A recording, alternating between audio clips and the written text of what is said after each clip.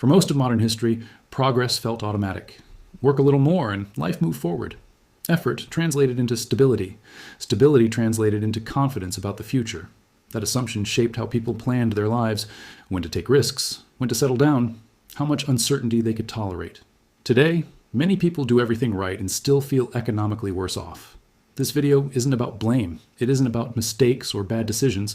It's about the silent rules that changed and why the same effort no longer produces the same result.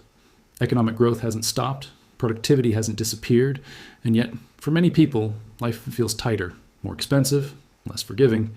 This isn't because people became less capable, it's because the structure of the modern economy quietly shifted. In this video, we'll break down 5 silent rules that now shape economic life. Rules most people live inside without ever seeing them. For a long time, economic growth and real wages moved together. As productivity increased, people could afford more with the same work. Progress showed up in everyday life. Housing felt reachable. Saving felt realistic. The future felt expandable. Today, growth continues, but real wages no longer keep pace in the same way. Instead, prices of assets like housing and financial instruments have risen much faster. In economics, this is known as asset price inflation. Income may rise on paper, but purchasing power often feels unchanged. A job that once covered rent, savings, and occasional comfort now mainly covers essentials. Growth didn't disappear. It changed where it shows up. This creates the first quiet disconnect. The economy looks healthy, but daily life feels strained. The second silent rule is that timing now matters more than effort. Economists describe this as time preference. It explains why outcomes differ not just based on what people do, but when they do it. 2 people can follow similar paths, earn similar incomes, and make similar decisions. But if one starts earlier, the results diverge. Someone who entered housing markets years ago experienced rising prices as progress. Someone entering today experiences those same prices as a barrier. The difference isn't discipline. It isn't intelligence. It's timing. In today's economy, starting earlier often matters more than working harder later. This shifts how progress feels. People don't feel slow. They feel late. The third silent rule is that debt is no longer an exception. It's structural. Debt used to function as a temporary bridge, something that helped move forward faster. Today, debt is part of the foundation. In economic terms, this is leverage. Leverage allows small inputs to control larger outcomes. It expands access, but it also increases sensitivity.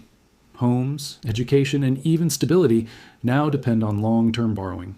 Small changes in income, interest rates, or costs are felt more intensely. This makes the system move faster, but it also makes it feel less stable. The fourth silent rule is that ownership overtook labor. Modern economies increasingly reward what people own more than what they earn. This shift is often described as financialization. Value grows less through production and more through assets. 2 people can work consistently for years. One also owns appreciating assets. The other does not. Over time, the gap widens. Not because one worked harder, but because asset values grew faster than wages. Work still matters. But it's no longer the only driver of progress. The fifth silent rule is that the economy seeks balance, not stability. Many people expect the system to remain calm and predictable. In reality, it operates through cyclical equilibrium, expansion, slowdown, adjustment, rebalancing. Periods of easy conditions are followed by restraint. Confidence gives way to caution. These shifts aren't failures. They're how the system resets itself. Understanding this changes how volatility feels. It stops feeling personal. Taken together, these rules explain a common experience. People feel like they're doing what they're supposed to do, but the results feel smaller. That feeling isn't imaginary, and it isn't individual. But there's another layer to this experience. For a long time, progress wasn't just economic. It was psychological. People could assume that time was on their side. If something went wrong, there was room to recover. Today, that assumption feels weaker. Outcomes are harder to predict. Mistakes feel more expensive. Economists sometimes describe this as a loss of economic visibility. When the path forward is clear, people feel confident. When it's unclear, even small setbacks feel heavy. That's why the same expense today creates more anxiety than it once did. Not because it's larger in absolute terms, but because the future feels less certain. Another quiet shift happened here. Earlier systems rewarded persistence. Keep going and you move forward. Modern systems reward positioning.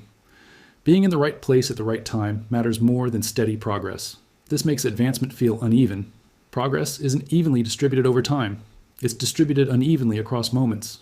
Miss the moment and catching up feels exhausting. This creates a sense of running while the ground beneath you keeps moving. It's not fatigue from effort. It's fatigue from instability. There's also a psychological cost. Modern economies demand constant optimization. People feel pressure to choose correctly, to time decisions perfectly, to avoid mistakes. But as systems become more sensitive, the margin for error shrinks. That creates constant low-level stress. Housing decisions feel heavier. Career choices feel riskier. Delays feel permanent. Earlier systems had more buffer. Mistakes were recoverable. Delays were manageable. Today, buffers are thinner. This changes behavior. People become more cautious, more defensive, less willing to experiment. Ironically, this makes progress feel slower, even when innovation continues. When people feel economically worse off, they often turn inward. They assume they failed, that they chose wrong, that they waited too long. But most of the time, they're responding rationally to a system that became more timing sensitive and less forgiving. The rules didn't become cruel. They became tighter. This is why comparisons across generations feel so frustrating. It's not that one group worked harder and another worked less. They operated under different structural conditions. One system rewarded persistence. The other rewards positioning. Both require effort, but they reward different things. Understanding this doesn't fix everything, but it does restore clarity.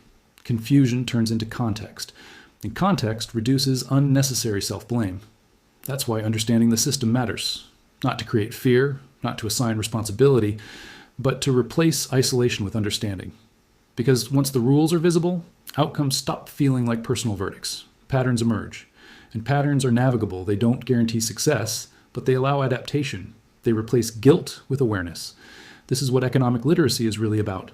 Not predicting markets, not chasing advantage, but understanding the environment you're operating in. Because when the rules are silent, people assume the problem is them. And often, it isn't. It's the structure they're standing inside. This is Economy Time Traveler. Here, economics isn't about blame or ideology, but about understanding how systems evolve over time. Because sometimes the most important change isn't what disappeared, but what quietly replaced it.